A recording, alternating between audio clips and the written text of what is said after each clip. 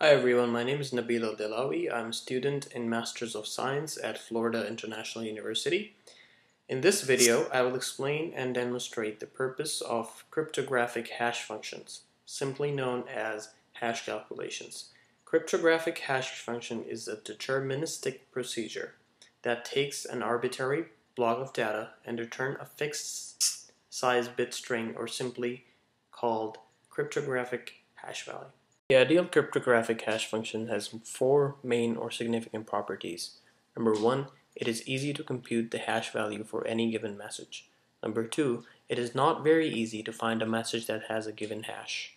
Number three, it is not very easy to modify a message without hash being changed. And finally, it is not infeasible to find two different messages with the same hash. Here's an example of how a cryptographic hash function works. We can simply convert a message to a digest using various algorithms in our functions. For example, the user would send a message Fox. The message Fox goes through the cryptographic hash functions and gets converted into a digest. In our example, it's DFCD3454 to the end.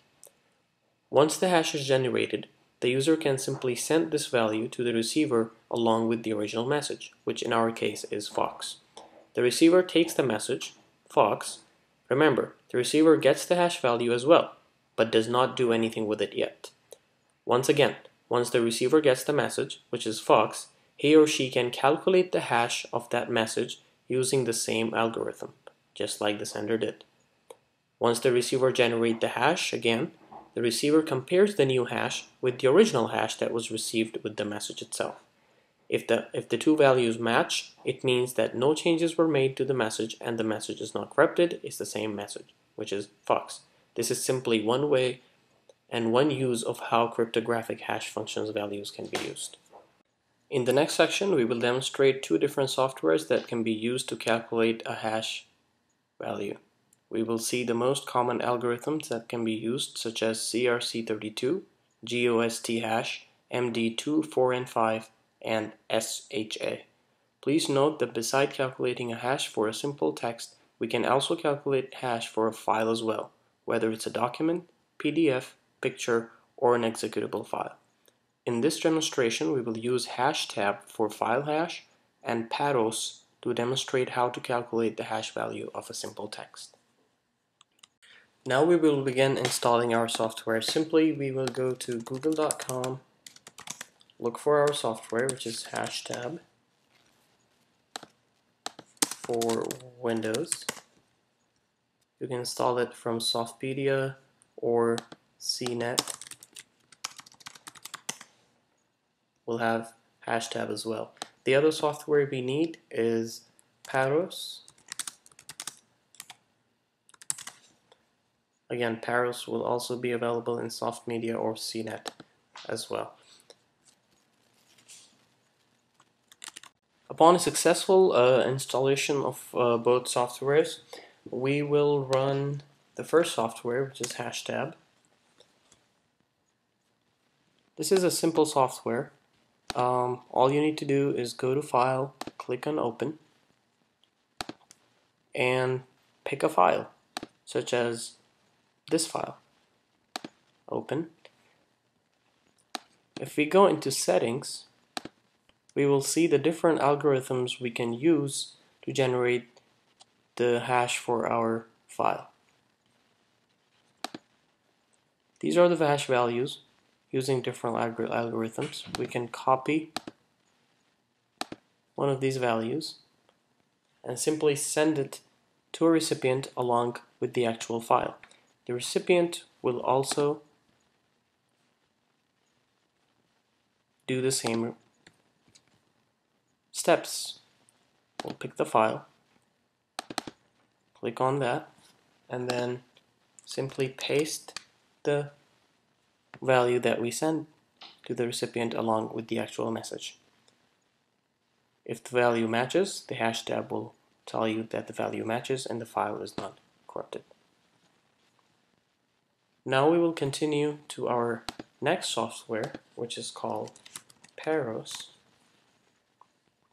Paros, as we said, is used for a lot of things. One of the things it's used for is calculating hash values.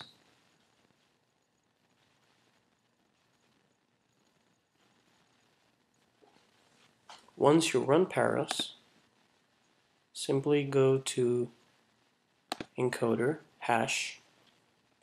It will open two boxes.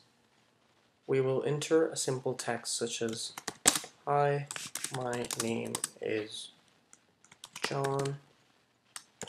I am a student in Florida International University.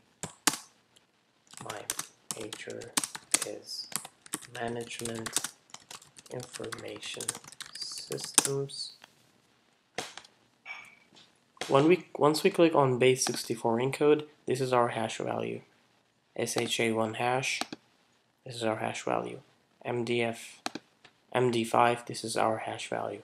What we're doing is we're generating hashes for our text using different algorithms. The next step, as we said earlier, will be to send this text to a receiver along with the hash value. The receiver will generate his own hash, compare it with the hash that we sent. If the two hashes match, the message is not corrupted. It's that simple. The previous demonstration was simplified for explaining purposes. In the real world, cryptography is a little more complex. Today, with the use of a new concept called public keys and private keys, we use cryptography for authentication purposes as well. It works the same way.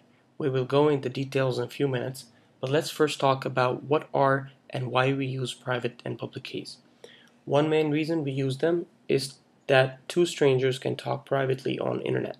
For example, suppose Bob wants to talk to Elise and Carol secretly. So instead of sharing different keys with Elise and Carol, Bob can provide Elise and Carol with a public key that they can use to send a secret message to Bob. Now, since only Bob knows the private key, he only can read the secret message. Now, where does hashing comes into play? These private keys messages are encrypted using hash values, mostly using MD5 hash algorithm that we saw in the previous slides. Here is a very useful example of how public key and private key work. Suppose we have an open treasure chest. Let's call it public key, since it's open. This chest has a key to open that only one person has. Let's call that a private key. In the chest, there is a treasure. Let's call it the message. What happens is, anyone can put the treasure in the open chest. Put the message in it and lock the chest. No special, let's call it private key, needed. Now let's think who can open this chest. Only a person that has a key to the lock, let's call it the private key, most likely only one person has that key, can open the chest and see the content. In other words, anyone can put anything in the chest and lock it, but only one person can open it. The price we pay with asymmetric cryptography is that it's slower in speed. However, no key agreement problem. The public key to send secure data is shared publicly. For example, when we use websites that use the concept of asymmetric cryptography, such as banks, emails, or a lot of other websites, many certificate authorities called trusted third parties endorse the validity of keys and ensure secure connection. That's how a user can be sure that he or she is connected to the real public key provider. In this slide, here is another simple example of how data is transferred using public and private keys. Thank you, and now I leave you with a summary of topics that were covered in this video presentation.